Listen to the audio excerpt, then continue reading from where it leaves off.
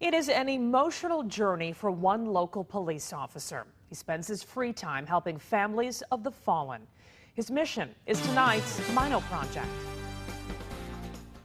There are a lot of creative ways to raise funds for great causes in the area, but one local police officer has redlined his creative juices for the thin blue line.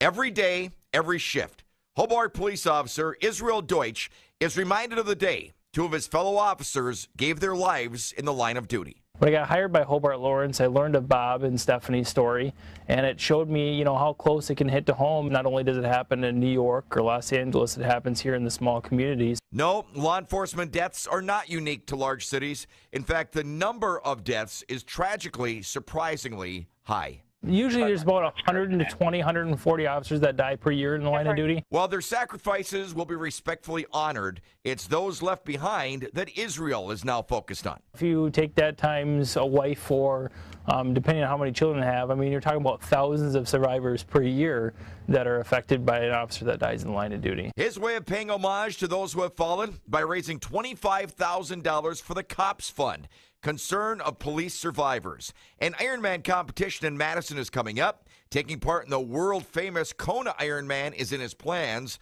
How will you know it's him? Because basically every competition and fundraising event he does is in full uniform. To honor them, share a story, and raise money for the COPS program. One of the perks of competing this way, meeting those he's doing it for. I meet a lot of survivors, a lot of widows and kids involved with the COPS program. I meet a lot of people during these races too that shake your hand and take pictures. I think that's probably the most interesting part of this fundraising journey. Having raised over $20,000, the monetary finish line is within sight. In retrospect, the most impressive moment of the year had to be the time a very courageous citizen allowed himself to be used as fodder for the K-9 unit to raise money. Right? Oh, yeah, right, Mino. Oh, yeah. No, absolutely not. That wasn't the most impressive aspect? No, it wasn't.